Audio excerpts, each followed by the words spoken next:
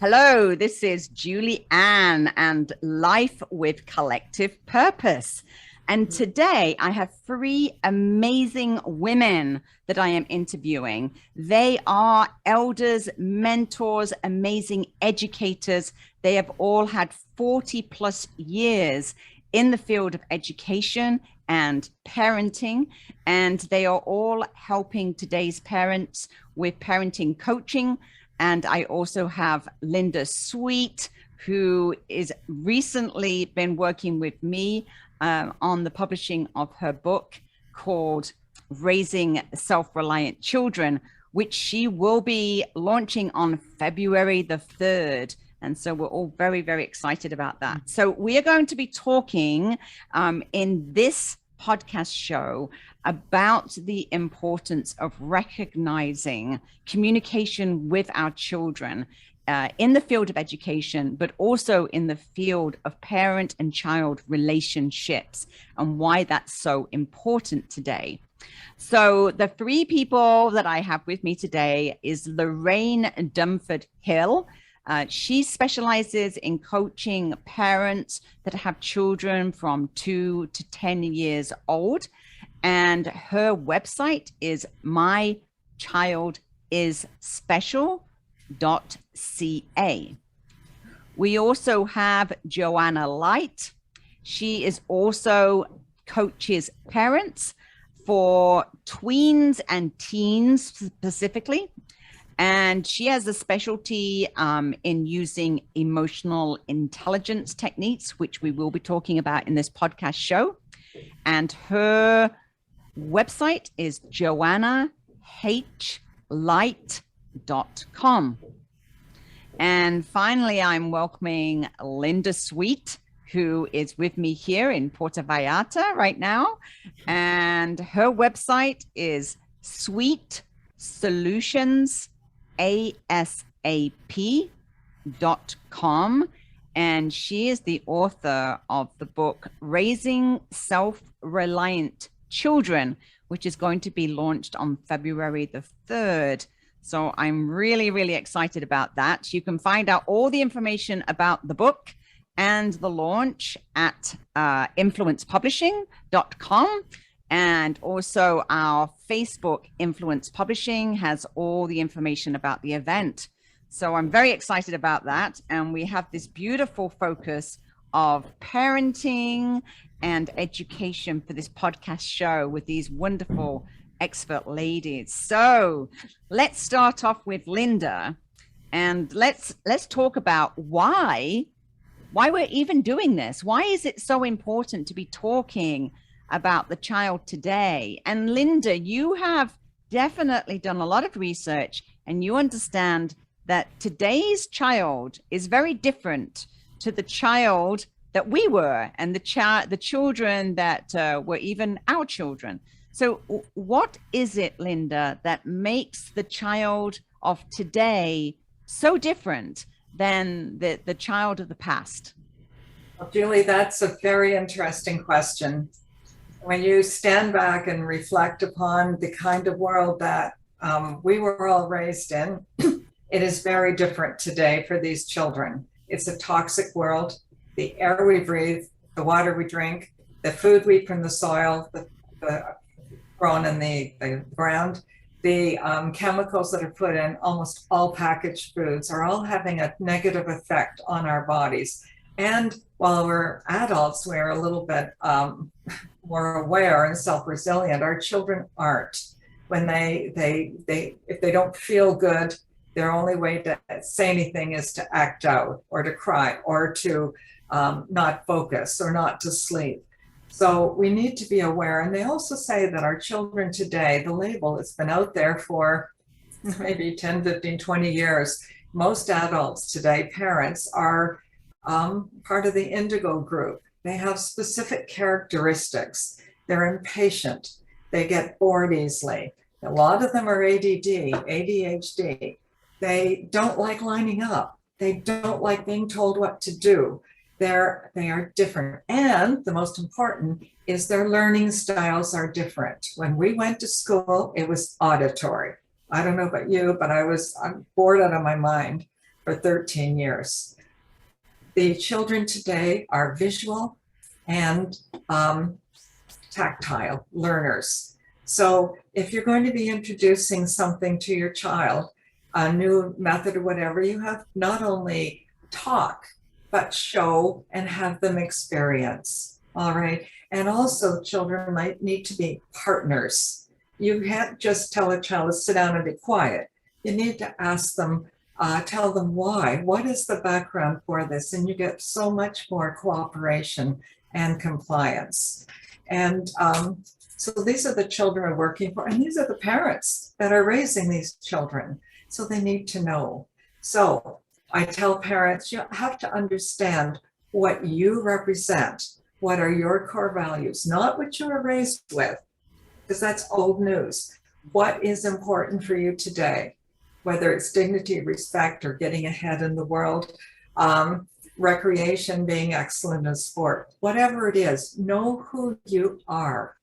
Because the children are going to need to know who they are, not the values you raised them with. It's a different world. So you need to support them. I find when children are partners in their environment, where that parents listen to them, not just tell them what to do. But if a child asks a question, answer, but don't just say no. That shuts down everything. You listen to say, yes, that's an interesting question. What do you think? And encourage the dialogue. Then you get to know your child better and they become a team part. I find also it's important for parents to sit down at the dinner table and talk about their day, but make a list of gratitude, the best things that happened today, because we forget about those and that creates balance. I could go on and on. Yes, yes. No, I mean, and I really identify with you, Linda. For those who don't know, I did a TED talk on the topic of dyslexia, and I had, I went to school that only had auditory learning, and I never knew that the reason why I had so much difficulty learning at school was because the auditory was the only method of learning. And once I understood in my adult years that I was dyslexic, I realized that it's the learning styles that are so important. And once I started to try and learn Spanish, and I realized, oh my goodness, if I don't put tactile into my learning styles, there's no way that I'm going to be able to learn Spanish. So it's very interesting understanding different ways that we can actually teach our children. And I really like what you said about, if you don't treat the child today differently to the way that we were treated as children, then they are going to act out for sure. And I know, Lorraine, that this is something that you specialize in, children that are acting out. So what do you do, or how do you help parents when they come to you and say, my child is acting out, my child is angry, what can I do about my child that's angry? What help do you give them? Oh, there's a lot of different ways we can look at it, but the first thing is to find out where that anger is coming from. Is there something hidden? Is there, are they hungry? Even the simplest things. Are they hungry? Are they tired? Are those some of the issues? Or is it something internally, biologically, or, like you, the dyslexia? Is that what's making them angry because they think they're dumb because they can't do what everybody else is doing? So what are the hidden stressors for that child? It takes a little bit of detective work to figure out what those different things are. And when the child is angry, it is a communication. They're trying to tell us something, but maybe they don't have the words for it. Maybe they don't know what's going on. So it is the parent's job to figure out what's going on. And if the parent is angry all the time, you can't expect your child to be calm.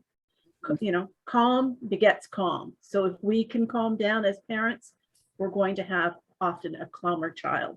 So bringing it back to the parent. Yes, yes, absolutely. And Joanne, you coach teens and tweens, which must be, one of the most difficult ages when it comes to, acting out and having anger issues. What do you recommend to your parents when you coach them around this issue? Well, that brings me to emotional intelligence, Julie, because if a parent has done the inside work, then they can work with their child. The most important thing is being able to regulate. Emotional intelligence is how smart you are emotionally. You need that IQ to get to a spot, to get to a place, to make it in the world, and you need emotional intelligence to be a good leader or a successful team player. So the parent really needs to know how to manage their own emotions and regulate themselves. Self-regulation is critical to being a successful and calm parent. So if your child is raging and you can't, you just empathize, you listen, and if you cannot, don't engage when they're storming around and having a total meltdown.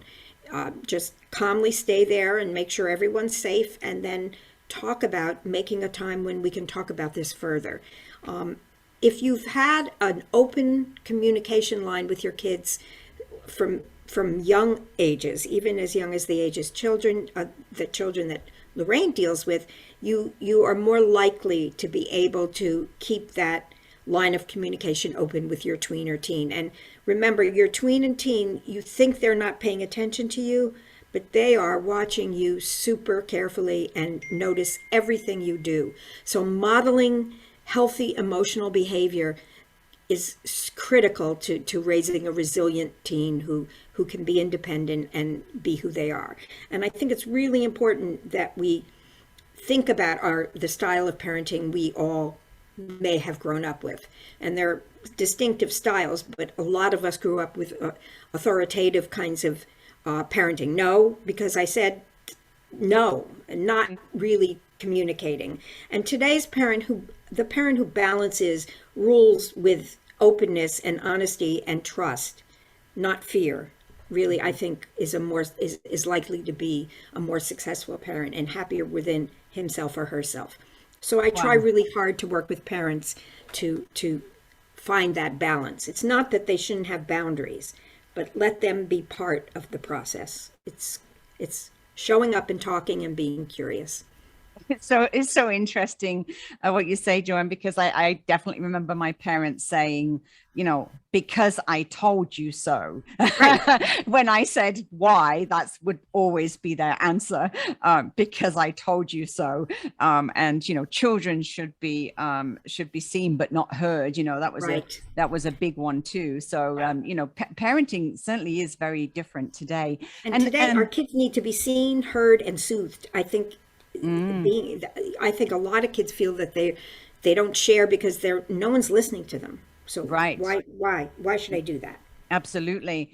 And Linda, communication, you talk about communication in your book, Raising the Self-Reliant Child. And in fact, you have many exercises and many ways that in your book that you show that you can communicate better with your child. Can you give some examples, from your book, ways that parents can communicate better with their child?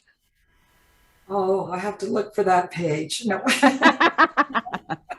The ways in terms of communicating is to ask leading questions to get what you want. A lot of the parenting sentences directed to children are not encouraging a response.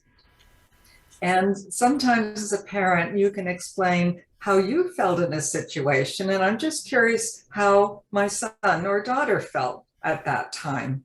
And the other thing is that in my classrooms, I banned those four-lettered words like good, nice, because the children sit back on those words. It's good. Good is a showstopper. How was your day? Good.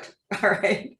And, but to ask what was the best part that happened during your day. Encourage them around the dinner table to share the biggest challenge they had. As long as with the dad, the mom, everyone talking about the biggest challenge and go around the dinner table, or the funniest thing that happened, or the biggest thing you learned today. Those things, so that as a family, you're all discussing and you're all using similar language, and you're getting past those one syllable words, and the children then are becoming a partner in this group. And the thing is, if they're coming out with something that's like cornball, recognize they're 5 years old, they see the world through those lenses. So give them the praise that, yeah, that's really, really interesting. And also the support. And sometimes afterwards you can sit down with them and say, you know, I understand you're really challenged with that. Now let's make a list of some of the things we can do.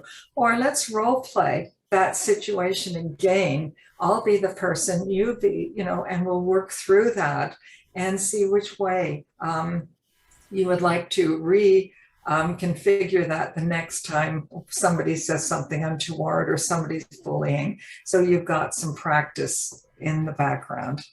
Yes. And Linda, you know, on the topic of communication, you know, here in Puerto Vallarta, we have recently received a big influx of Canadians and some Americans, you know, that are parents that have relocated. You know, as a result of what's happening in the world today. You know, Mexico is seen as one of the freest countries. And so I've seen many new families coming particularly to Puerto Vallarta. Now, what advice would you give them how to communicate with their children about this brand new environment that they've stepped into? You know, they're still trying to find their way. They're in unfamiliar territory. They've, you know, left many of their friends. They may have just gone to new schools, or they might be suddenly adapting to homeschooling. What can you do to help these parents to advise their children to open up communication with them, to feel more comfortable in this very this big upheaval that's happening? Well, probably as a family, walk along the Malecon. Go to some of the festivities that are happening. There's a big book fair down at the center part now with all the Spanish books and a few English ones. And to go out and discover and, oh, look at this. What do you think of that? Oh, have you ever seen that before?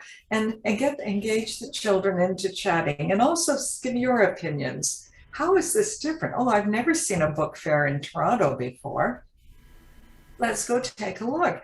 And what's the name in Spanish for books? Let's have a sentence. Let's go practice. ¿Cómo está usted? And the child can say, hello, how are you? So you start a little bit and you talk about the surprises, but then you come down to find that everyone is a human being. Everyone is in their hearts, and they just want to be happy. And if you come across from that point of view, rather than, oh my goodness, oh, tacos are going to attack. No, I'm just being funny. But just to introduce the children and to talk and to explore, that's the best way. And you do that on a vacation anyway. Well, some parents do. Some parents do a vacation and the kids sit in the back seat.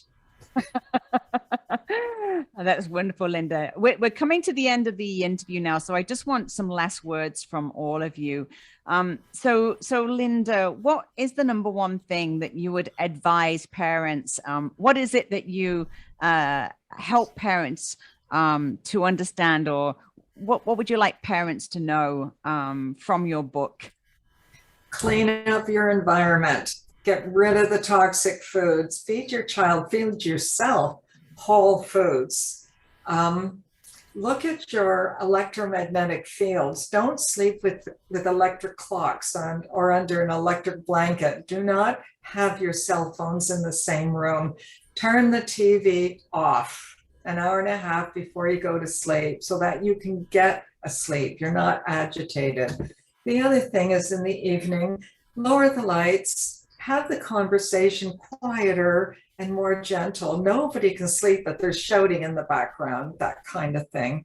A lot of parents have to really look at themselves, know themselves, and what are they doing? Are they just reacting to unhappiness? You're the adult here. Grow up, look at your world, and you fix your world, and you can fix your child's world. I don't know. That's great advice, Linda. Great advice. So if you would like to get involved in Linda's book launch, you'd like to know more about her book, Raising Self-Reliant Children, you can go to influencepublishing.com. There she is. She's holding up her book there just before it's printed. It's just at the printing stage. February 3rd is the launch. You can go to influencepublishing.com or Influence Publishing on Facebook to get all the information about the book launch. And Linda, I'm very excited about the book launch and how you're going to be helping parents with all that knowledge. Awesome. And I hope nobody finds any typos or spelling mistakes. I'm sure they won't. So Lorraine, what are your last words of advice for parents?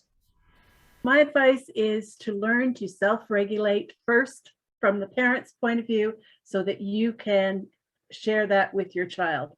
Because once you're self-regulated and able to cope with things, you're going to model that for your child, and you're going to have some strategies to give to your child. So think about, taking care of yourself first and then help your child. Beautiful. Take care of yourself first. It's like like they say, put the mask on yourself first before you can help your child. And remind us of your website. My website is mychildisspecial.ca. Wonderful. Thank you so much for joining us, Lorraine. Thank you. And finally, Joanne, what are your last words of advice for parents? Well, we all love our kids, and we sometimes react and respond from a place of fear. So I'm encouraging parents to trust themselves, trust their gut, and let your child grow to be who he, she, or they are without your setting the path forward for them. And recognize your emotions, understand them, teach your children emotional language. Emotional literacy is pretty important in learning to self-regulate and manage your relationships. And I'm happy if anyone has a question or would like to speak with me, they can email me at joanne@joannehlight.com, and I'm happy to respond. And I thank you, Julie, for having me. Beautiful, beautiful. So joanne@joannehlight.com if you've got some burning parenting questions that you would like to ask Joanne. And so, ladies, I am so very grateful that you've all been on the show today. Life with collective purpose. And the collective purpose today of all of us is to be helping parents to raise better children and to be communicating with them better. So please join us on February 3rd when Linda is launching her book, Raising Self-Reliant Children. You can find out all the information on influencepublishing.com, or you can go to Facebook to get information about the event at Influence Publishing on Facebook. And if you would like to connect with Linda directly, Linda, what is the best way for people to get hold of you if they'd like to connect directly with you? Sweet Solutions, www.sweetsolutionasap.com. That is website sweetsolutionasap.com. And as I said, you can also look on Influence Publishing and you'll find out all the information about Linda's book that is launching on February the 3rd. Well, ladies, it's been such a pleasure with you all being here, helping parents. And thank you so much for joining us. And thank you for helping parents. Thank you so much. Thank you. Thank you, Julie.